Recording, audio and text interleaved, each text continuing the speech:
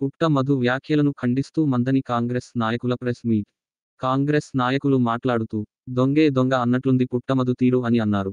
కాంగ్రెస్ ప్రభుత్వం వచ్చి 4 నెలలు గడిచిన కాలంలో ఇసుక క్వారీలకు అనుమతులు ఇవ్వలేదు.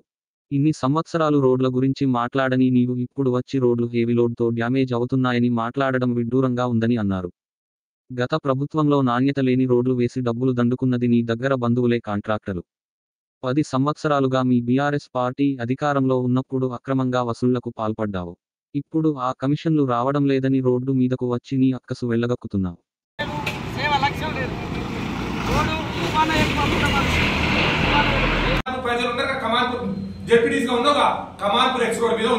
నువ్వు నేను ఇద్దరం కట్టె పట్టుకొని ఉందావు. ఏ లారీ అన్న 100 టన్నుల ఇసుక 100 టన్నుల కన్నా ఎక్కువ ఇసుక పోతుందని నువ్వు అంటావు. పోయేదుంటే నేను రాజకీయంగా మొత్తం పనిచేస్తా. పోకపోతే నువ్వేం చేస్తావు? కనీస అవగాహన లేదు నీకు. అవగాహన లేకుండా ఏది పడుతుంది మాట్లాడతావు. మళ్ళీ ప్రతిసారి నీ అత్యాయత్నం అంటారు. నిన్నెవడే చంపుతాడు. నువ్వు నేను అత్యాయత్నాల గురించి మాట్లాడాలంటే మంత్రిల పరాకాశ రౌడీయిజం రాక్షసత్వం గుండాయిజం నీ దగ్గర నడిచింది. కులం పేరుతో ప్రేమ పేరుతో చచ్చిపోయిన మధుకర్ సంగతి ఏంది? మతం పేరుతో జాడికల్ రాజును చంపిన సంగతి ఏంది? లాకప్ తెచ్చిన సంగతి ఏంది? శ్రీలం రంగయ్యది వామరావు దంపతుల సంగతి ఏంది? బిడ్డ ఇవన్నీ తీస్తాం. ఏదో ఎందుకు మనం కక్షపూరితంగా ఉండద్దు. ప్రజలకు మేలు చేయాలి. రైతులు ఇబ్బందులు అన్నారు. ప్రభుత్వం దగ్గర పైసలు లేకుండా ఇచ్చాడు. మొత్తం బీఆర్ఎస్ పార్టీ బర్బాద్ చేసింది ప్రభుత్వాన్ని.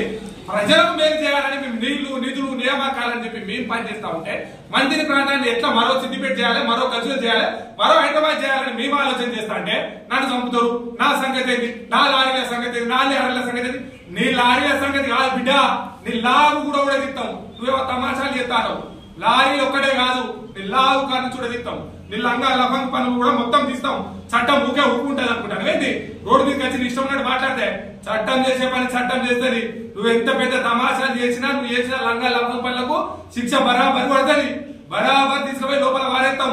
నీ లారీల సంగతి చెప్తాం, నీ లఫంగి సంగతి చెప్తాం. పిచ్చి పిచ్చేసారైతే నీ లాగు కూడా ఉడదిస్తాం. కమల్ హాసన్ డ్రైవర్లు బంద్ చేయి, కమల్ హాసన్ యాక్టింగ్లు బంద్ చేయి. నువ్వేదో మా దగ్గరకు వచ్చి ప్రతి దాంట్లో వంకలేందా? వంకలు పంచుకూడేందా? నీ భార్య మున్సిపల్ చైర్మన్ గా 8 గంటలు వేసింది. రోడ్ల మీదకి వచ్చి రోడ్ల మీద ఇసుక లారీల ద్వారా గుంతలు పడ్డాయి అని చెప్పి ఏదో జరిగిపోతుందని వారు ఆరోపణలు చేయడం జరిగింది. కాంగ్రెస్ పార్టీ అధికారంలోకి వచ్చి 4 నెలలు అయితే ఉంది. ఈ 4 నెలల కాలంలో ఏ ఒక్క ఇసుక క్వారీ కూడా కాంగ్రెస్ పార్టీ అనుమతి ఇవ్వలేదు. మీ ప్రభుత్వంలోనే ఇక్కడ ఉన్నటువంటి ఇసుక క్వారీలకు అనుమతులు వచ్చినాయి. మీ పర్యవేక్షణలే ఇక్కడ ఉన్నటువంటి మీ కనుసంధానలే ఓవర్లోడ్ లారీలు కానీ దొంగ లారీలు కానీ మీ కనుసంధానలే జరిగింది. మీరే ఇక్కడ ఉన్నటువంటి ఇసుకను అక్రమంగా అమ్ముకొని సొమ్ము చేసుకున్నారు. ఈరోజు దొంగ అన్నట్టుగా పుట్టమధు రోడ్ల మీదకి వచ్చి సానుభూతి కోసం ప్రయత్నం చేయడం జరుగుతూ ఉంది. శ్రీధర్ బాబు గారు ఇలాంటి అవినీతికి తావీయడు. ఈ ప్రాంతంలో ఉన్నటువంటి తీర ప్రాంతాల్లో ఉన్నటువంటి గ్రామాల ప్రజలకు ఉచితంగా ఇసుక ఇవ్వాలన్నదే కాంగ్రెస్ పార్టీ యొక్క పాలసీ. ఎక్కడ చిన్న అవినీతి జరిగినా కానీ సహించేది లేదు. పుట్టమధు గారు ఇంకోసారి మా నాయకుడు శ్రీధర్ బాబు గారి పైన కానీ సీన్ బాబు గారి పైన కానీ అసత్యపు ఆరోపణలు చేస్తే ఖబర్దారని హెచ్చరిస్తూ ఉన్నాం. కాంగ్రెస్ పార్టీ కార్యకర్తలు ఊరుకునేది లేదు. మిమ్మల్ని తరిమి కొడతామని ఈ సందర్భంగా హెచ్చరిస్తూ ఉన్నాం. ఇసుక దోపిడీ మీ ఆలోచన, బొగ్గు దోపిడీ మీ ఆలోచన, బూడిద దోపిడీ, ₹1 కోట్ల సంపాదించాలి. ఆనాడు ఇండికా కారులో ఉన్న పుట్టమధు ఇలా అంబార్ బెంజ్ కారు తిరిగే పరిస్థితి. ఏం పని చేస్తే నీకు ఇలా ఆస్తులు వచ్చినాయి? ఇలా ఆనాడు చంద్ర పరిస్థితి ఏంది, ఈనాడు పుట్టమధు పరిస్థితి ఏంది? మీరు ఆనాడు మీ ఫైనాన్షియల్ స్థితిగతులు ఏంది, ఈరోజు స్థితిగతులు ఏంది? ఆలోచన చేయాలి. మాట్లాడే ముందు బరాబర్ చెప్తా ఉన్నాం. కాంగ్రెస్ ప్రభుత్వం ముమ్మాడికి ప్రజా ప్రభుత్వం. ఇలా గెలిచినాం. 100 రోజుల కాలం లోపలనే 4 గ్యారంటీలు అమలు చేసినాం.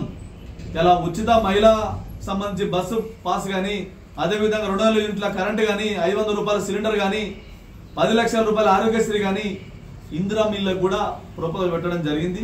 ఎలక్షన్లో 6 గ్యారంటీలు తప్పకుండా అమలు చేసి ప్రజా ప్రభుత్వంగా ప్రజా దీవెన విషయంగా ప్రభుత్వం ముందుకు పోతా ఉంది. ఏ ఒక్క రోజు మా గౌరవ మంత్రివర్యులు శ్రీధర్ బాబు గారు రెస్ట్ లేకుండా అందరు ఎమ్మెల్యేని సమన్వయం చేస్తూ ఈ ప్రాంతంలో పనిచేస్తూ ఉన్నారు. ఇలా మీరు అవాకులు చెవాకులు పేలి మొన్ననే మీటింగ్లో రామగుండం కాన్ఫరెన్స్ మీటింగ్లో చెప్పడం జరిగింది. నిన్న మంత్రి మీటింగ్లో చెప్పడం జరిగింది. ఈ ప్రాంతానికి పత్తిపాక రిజర్వేయర్ తెస్తాం. అదేవిధంగా పాలకుర్తి లిఫ్ట్ ఇరిగేషన్ 365 కోట్లతోని పాలకుర్తి లిఫ్ట్ ఇరిగేషన్ చేసి ఈ ప్రాంత రైతులని ఆదుకునే ప్రయత్నం చేస్తాం, ఈ ప్రాంత రైతుల్ని సస్యశ్యామల విధంగా చేస్తామని చెప్పడం జరిగింది. మీరు వేచి చూస్తారు. 10 సంవత్సరాలు మన కాళేశ్వరం నీళ్ళు ఇక్కడ నుంచి సిరిసిల్ల, సిద్దిపేట, గజ్వేల్ అందుకపోతే చూసుకుంటున్నారు. ఒక్క ప్రాంతానికి సుక్క నీరు అందించిండ్రా? కెనాళ్ళన్నీ పాడుపడ్డాయి. కాంగ్రెస్ ప్రభుత్వంలో కట్టిన కెనాళ్ళు ఒక్క కెనాలన్నా, ఒక్క కాలువలన్నా మరమ్మతు చేసిన చరిత్ర మీకున్నదా? రిజర్వాయర్ బండలవాగు పట్టిస్తాం, బండలవాగు గట్టి ఏంది మీ ఓట్లు అడగవన్నారు. ఏది మీ బండలవాగు, ఏది మీ ఓట్లు? కార్యకర్తలనే వదిలేసి మధ్యలో చేసిపోయిన నాయకులు మీరు కూడా మాట్లాడి మా ఎమ్మెల్యే పైన అనుచిత వ్యాఖ్యలు చేస్తే ఎట్లాంటి ఆలోచన చేయాలి. రాను రాను కాంగ్రెస్ ప్రభుత్వం ఏ విధంగా పనిచేస్తుంది, ఏ విధంగా ప్రజాపాలన అందిస్తామనేది చూస్తారు. మీ కళ్ళారా చూడాలి, మీరు ఆయుర్వేదాలతో ఉండాలని మేము కోరుతా ఉన్నాం. ఇక నుంచి తప్పుడు ఆరోపణలు మాని మా ఎమ్మెల్యే పైన మీరు అనుచిత వాక్యాలు, మా శ్రీధర్ బాబు గారి పైన అనుచిత వాక్యాలు చేయడం అనుకోండి. శ్రీధర్ బాబు గారి చరిత్రకు వస్తే శ్రీధర్ బాబు అంటే ఒక అభివృద్ధి, శ్రీధర్ బాబు అంటే JNTU కాలేజ్, శ్రీధర్ బాబు అంటే పాలిటెక్నిక్, డిప్లొమా, ఇంజనీరింగ్, అదేవిధంగా అనేక డిగ్రీ కాలేజీలు, జూనియర్ కాలేజీలు. పేద కుటుంబాలకు సంబంధించిన పిల్లలు ఉన్నత స్థాయి ఉద్యోగాలు సంపాదించాలని లక్షల రూపాయలు వెచ్చించి ఆయన జీతంలోకి వెళ్ళి ఇలా ఎంతో మంది పిల్లలకు ఫ్రీ కోచింగ్లు ఏర్పాటు చేసి ఉద్యోగాలు వచ్చే విధంగా ప్రయత్నం చేస్తా ఉన్నారు. మా శ్రీధర్ బాబు చరిత్ర గది. మీ శ్రీధర్ బాబు చరిత్ర కార్యకర్తల మీద కేసు, మీ కుటుంబ చరిత్ర కార్యకర్తల మీద కేసులు పెట్టడం, హత్య రాజకీయాలు ప్రోత్సహించడం.